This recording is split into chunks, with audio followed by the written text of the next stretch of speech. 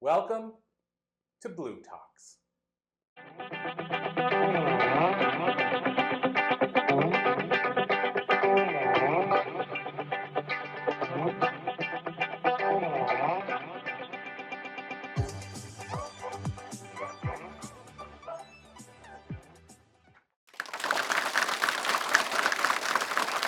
So this is another interview, of course, where we're going to get to know somebody on the Blue Talk stage as part of kind of our live podcast structure as well. So Julie Riga, really cool to have you here today. I guess where I usually like to start, because it's different than other people's interview style, I think, because I don't usually read an introduction for an interview usually. So I like to get the guests to tell us just a Reader's Digest version about who they are. So can you tell us a little bit about who you are? Thank you. Yes. So I like to call myself a readiness coach. I help people get ready for their next opportunity, whether that means getting on stage, getting their next new job, or looking for a new job. As far as leadership, speaking, and really confidence building. So all those things kind of come into play. And I'm really focused on helping people tap into their purpose, because their purpose gives them energy to do the hard things. So, I mean, I love that. That speaks to me first and foremost on the purpose side, because of course, that's where I spend a lot of my time. Less so now than I used to. Like what my previous book to the one I have now was called The Book of Why and How. So that's directly related to finding your purpose. It was like, how do you find your why? You know, which has just become, in a lot of ways, I think, a sexy word for purpose or passion. So I spend a lot of my time there. So I love that work, because I really think when you look at the numbers, my last talk, TEDx talk, was called How Schools Can Inspire Purpose. And when you look at the numbers, I was doing study for that. I found like some numbers were like only 5% of people in their whole life will actually find a purpose. And so I always think, imagine if we just doubled that, we'd transform the world. So I guess first and foremost, where I'd like to dive in there is, what are your thoughts around what allows people to find their purpose, and or how do you help people start, I like to say, uncover their purpose, because I don't even know if you find it. Sure. It's probably already there. Yeah, and I think that goes to the personal development and growth work. There are ways in which we develop as humans, and as we grow and we want to develop our leadership skills, there is this thing called self-authorship. And so when we get to a place that we can self-author our life, really be clear about what we want to do and how we want to do it, we can really start to hone in on what that purpose is. And so when I did my TED Talk, I talked a lot about self-authorship and my story and how it connects to really the work that I do. And so a lot of times we find our purpose in our darkest moments. And out of that dark moment, we find our way out of it. And once we find our way out of it, we can teach then other people how to find their way out. And so somewhere deep inside is that purpose story and the connection. And so what I do is I work with leaders and individuals, and I take them through an actual process where we dig deep into some questions. Like, if you had all the money in the world, what would you do with your time? Who are the people that influenced you most in your life? So we begin to deep dive into certain topics. And what happens is we start to uncover, right? Because it's inside of you somewhere. Your purpose story is really inside of you. And so we begin to uncover that as we get into the work. So interesting when you say that, because that's one of the things that when I was spending a lot of time helping people with that, that's one of the areas we focused on, was building this list of, and then it was those questions like, what would you do if money was an issue? What a big one I find is, what did you do when you were a kid that you loved doing, and then somebody talked you out of doing? Let's go back to what that was you stopped doing and figure out why. One of the things I'm curious your thoughts around, so I'll tell you mine. I would love to get your take on this, but whenever we use the word passion and purpose, let me ask kind of the audience, how many people use those words interchangeably? Like, in other words, do you say passion and say purpose and you're meaning the same thing?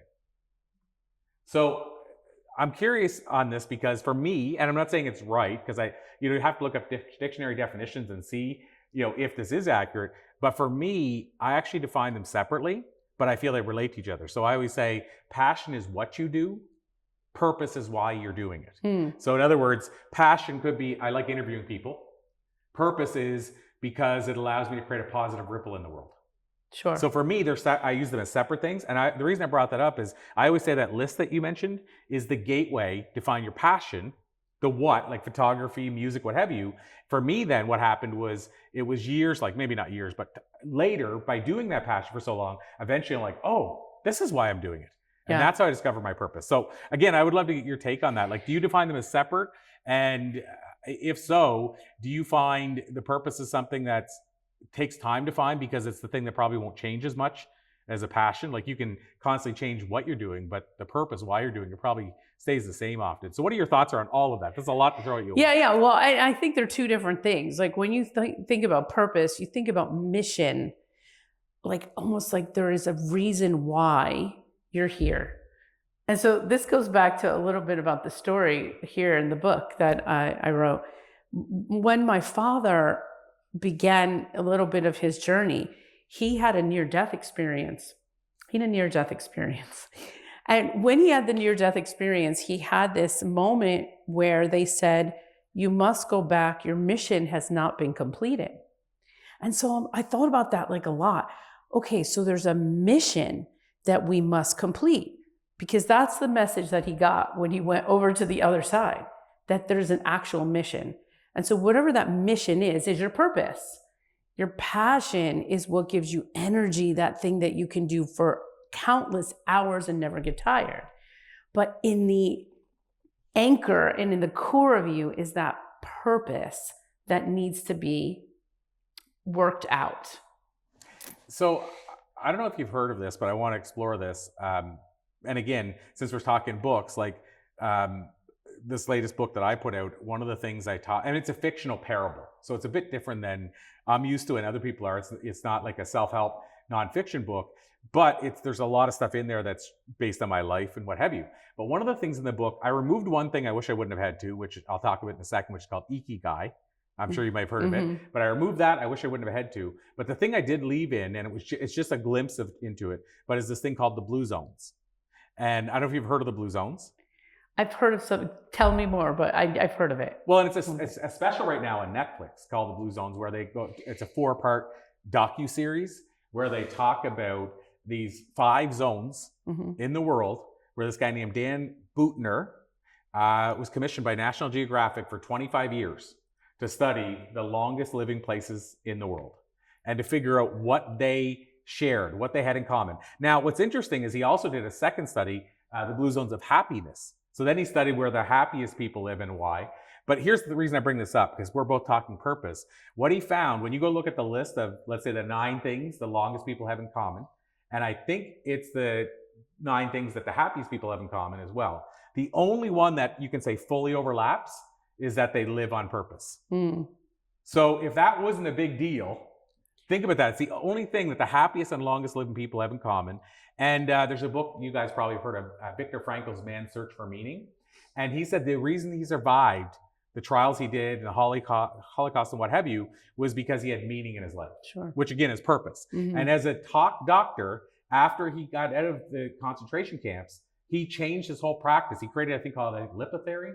But basically the practice was, if I can help people find meaning in their life, I will help them with their mental health issues. I'll help them with all their challenges without having to prescribe medicine or do talk therapy. Well, anyway, so that's a lot again to dump on you, but what are your thoughts around that? The fact that, again, if we're looking for why should I want to find my purpose, knowing the longest living people and the happiness all have that in common tells you, A, you're doing good work, but B, that kind of backs up the idea of how important this is. Yeah, and there's been research done to this point. I have a slide on it. I'll have to send it out to everybody, but it basically talks about how having purpose helps cure depression, heart problems, breathing problems. It brings joy to your life. There's so many reasons why purpose is so good for you. It's like, it's a good multivitamin. You should have purpose in your life, and everybody should spend time looking for what that is. And it's just so funny because back in like 2010, I was working at a big pharmaceutical company, and I got a chance to speak in front of a small audience. And I spoke about purpose. They're like, oh, just speak about something that you're passionate about. So I spoke about purpose, and I got in trouble for it. I got in trouble I got reprimanded because I was brought into an office by one of my superiors, and she's like, "Why are you talking about purpose?" And I'm like, "What do you mean?" It is like the 7 habits of highly effective people, beginning with the end in mind. Like, let's go back to the beginning. Why am I talking about purpose? Because purpose is good for you. And they didn't want anything to do with it. But now, after COVID, we've had the great resignation, quiet quitting. People are starting to realize that there's something inside of us that needs to be exposed. And that's our purpose. Because at the end of our lives, we're only going to have one moment to say, did my life matter? Mm-hmm. And if you get to the end of your life and you can't answer that question, yes, then we need to start from that place and discovering your purpose, because that's why I'm super passionate about that. My purpose is to help people find their purpose, release those things that are blocking them so that they can move into it. And so I'm very clear on that, like that is my purpose. So whatever aligns with that is what gives me passion. So it doesn't matter what it is I am doing in the moment. If it aligns to that core belief and that core purpose, I'm in flow. So 2 things there that jump right out at me. One, and I didn't realize how similar the stuff that we've helped people with is, but it's fascinating. And I know Heidi's in the audience and she hears me talk with this often. So she probably maybe even thought of that when you mentioned purpose being like almost like a vitamin.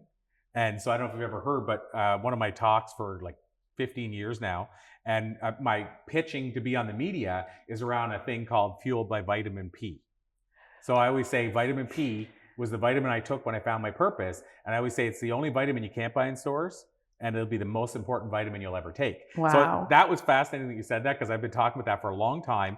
The other thing is, when we look at, finding our purpose and again, going back to that idea of ikigai, for me, it's amazing how, like, for example, and this is where ikigai, whenever I discovered it, so I mentioned I want to come back to it. It's funny, I was reading the book, Ikigai, and then the idea was, in Japan, the reason they kind of came up with this word is it's like loving what you do and always having a meaning in your life. But apparently they don't have a definition in Japan for the word retire. And so the idea behind Ikigai is that you find a life that you live, and as Seth Godin said, you don't need to vacation from 2 weeks a year. Like, he made this great quote and said, I think everybody should have a life that they don't have to vacation from just 2 weeks a year. Yes. And so my point is, Ikigai is this idea that you're always moving, doing something that you love. And so again, it's fascinating. I didn't realize how much, we're similar in that way. But you said you heard of Ikigai. So what are your thoughts around this idea, this concept of, again, always moving, never retiring. So the idea that you love it so much, why would you stop doing it? Sure. I mean, and that's the point, to do the growth work to get to that point, because I think there's a lot of people that might be even sitting here that are thinking, well, maybe I haven't found what that is. And so doing that work to really investigate, it's almost like an investigation, right? We're investigating our life and where we've been to give information to where we want to be. And I think that not taking a vacation from your life is brilliant, because why should we have to do that? It's almost like we're trying to live a life that is less than what we're capable of doing. But to do that, honestly, takes a lot of courage. It takes a lot of courage, and it takes a lot of people being like, what are you doing? Why are you doing this? You're making no money. What are you, like that kind of thing. So it takes a little time and discomfort, because if we're coming out of this, I call it like the matrix, like we're living in this situation where, okay, we're told to get a regular 9 to 5, and we're told to just grind until we turn 65. And then you're lucky if you get 10 years of good life before you die. And, that's the story we've been told. Well, we have to break out of that. And if you listen to, Bob Proctor, he talks about the line of terror. Have you ever heard him talk about that? No, I haven't. He talks about the line of terror, and he says, listen, everything good is on the opposite side of the line of terror.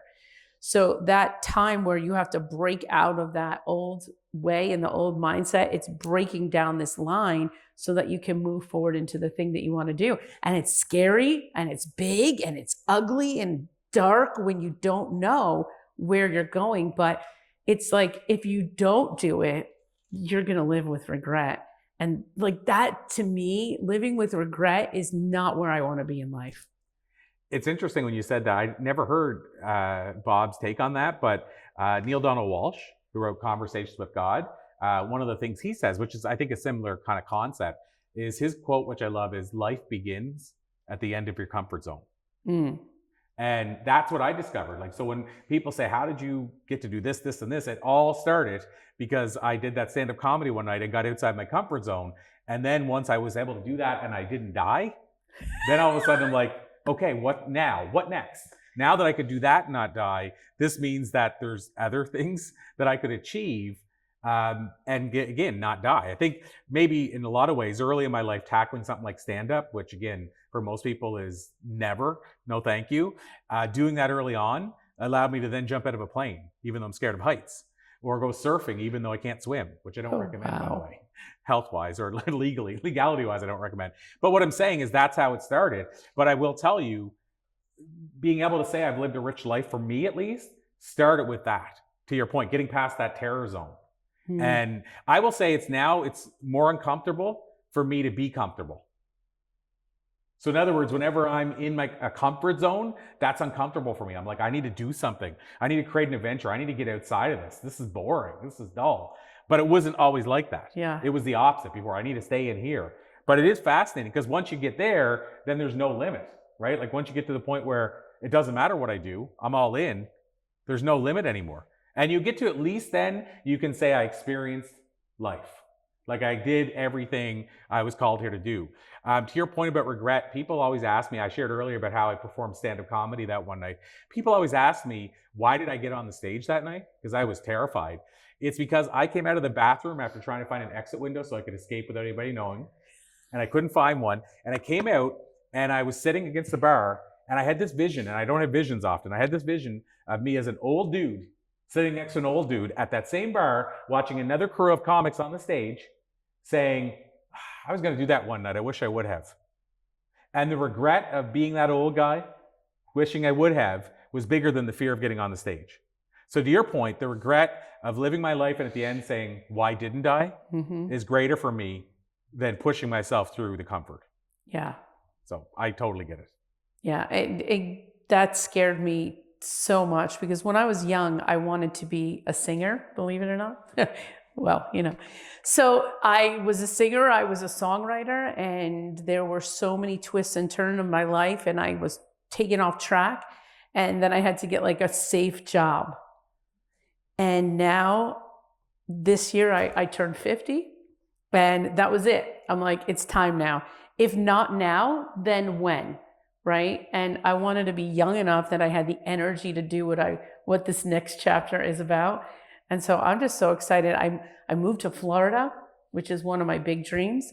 My daughter's coming to school down here, and it is just like all coming together for me to now do the things that I've always dreamed about doing. But it takes so much courage to get to that place because you literally have to break down that line of terror. And on most days, I'm like, okay, am I quitting? Am I doing this? To be honest, like that's really the truth. Am I quitting? Am I doing this? And so the energy behind my deep purpose is what keeps me going forward. So it's also interesting when you said safe job and earlier said security. And so, I referenced it earlier, but this new book, it's fictional. So it's these two characters, Treb and Robert. And it took me, it's funny, after a year after writing it, it took me that long to realize, oh my God, I'm the two characters. Like I was the young character who was, the business person who thought I knew it all. And I'm not quite at Treb yet, but I was like, I'm working towards Treb where I've got to interview all these amazing people, learn all these things. And now I'm sharing the wisdom. But in the story, Robert is working for a company. He's making like $750,000 a year each year. And he's like, Treb's talking about this, like living, your passion and stuff. And he's like, yeah, but most people probably don't do that because it's not secure. What are you going to do for money? And what happens if? And then Treb goes back and says, maybe you can make that argument 50 years ago, but really, is having a job now any more secure than running your own business? And Treb, I think, is right. Like, I don't think having a job is safe anymore. I don't think it's secure anymore. And the other side is, what happens when you do have the job? You said you get to then, and maybe you get another 10 years. Most people don't get that long because now they have no more meaning in their life. Even if they hated the job, Sure. It was a purpose to go to. But I just saw this video the other day, which why I bring this up, of this guy who got to the end of his job. He was like ready to retire, and it's a viral video now. You can check it out. I think it was, I shouldn't just slam and say it was Burger King, but I think it was Burger King, but it was a fast food company he worked at. And he stayed there for years, put his kids through school and everything because they had a great medical plan. That's why he stayed. And he was on his retirement, like let's say whatever, 55 or 65, he might have been retiring early. And he said, here's my retirement package. And I don't think he was making jest of it. I think he was like, I'm doing this, just making videos. And then it went viral because basically he had been there, 35 years, fast food restaurant every day. And he had never missed a day. They said he never missed a day. And he was opening his package they gave him. It was like a pack of Smarties. It was like Lifesavers. It was like a cup with a logo on it. So even now we're sending you away with something to brand us as a company. It was like 5 little trinkets like that. And he put the video out and it went viral. Anyway, the irony is that his kids started a GoFundMe because they said, like everybody's watching this video and, maybe you can help our father so he can properly retire. Anyway, he stayed working there. He missed one day to go do the Tonight Show with Jimmy Fallon. Wow. And anyway, they fundraised, I think it was enough money for him to buy a house, debt-free, like cash. And he had never owned a home. That was his dream. But my point of this whole story is that's the great part and the good news of the story. But what's being glossed over is the fact that he worked there for that many years and he was given Lifesavers, pack of Lifesavers. So to the point is, how secure is that? Like if they're only going to give him that when he leaves after all that, they would have let him go in a heartbeat if they were downsizing. Sure. Or if the economy was rough. So again, I want to ask you one more question after this, but I'm just going to say, what are your thoughts on that? Like I said, the idea that it's not even safe. Like you said, you were told to get the safe job. I don't even think it is safe. Right. And I work with people that are looking for jobs. So part of what I do is coach people that are actually looking for jobs. I help them with their interviews and the whole job search process. And what I noticed is like when you lose your job in that situation, you're destitute. You go into a depression because that's the only form of income that you're sort of able to think about. And in reality, there's so many other ways to make money. So you haven't been taught the flexibility of what it would be like if you had to kind of like fend for yourself. So in some ways, you got this stable income, but when it's taken away, if you're not able to flow in that, then you're going to have a problem. So yeah, that's a great way to put it. You're going to have a problem. So having said that, this is a great segue for my final question, which is called the time machine question. Try to ask this in most interviews. It's pretty straightforward. If you could jump into a time machine, go back and talk to your younger self and give her some life advice based on what you've learned in the years since. A lot of what we've been talking about has kind of been like what life was like, now what you've decided to do. So this is a good question, I think, like, what would you tell that younger self who maybe was thinking, this is safe, this is the way I'm supposed to do this. It doesn't matter if I find your passion, just make an income, whatever that looks like. What would you tell younger Julie? Oh my gosh. Right at this moment, I would tell younger Julie to start, just start, and stop being afraid that you don't have it all figured out. Because as you start, as you begin to do the hard things, you learn how to do the hard things. I love that. And so how do we find it? I'll say it this way. People are watching this, people are watching it in the audience, and they want to know how to connect with you going forward. Is there a hub, or how would people connect with you? Sure. Just find me at julieriga.com. All of my information to my podcast, the book that I've written, my programs, you can find them all on julieriga.com. Amazing. Julie Riga. Thank you so much. Absolute pleasure. Thank you so much. And thank you guys so much.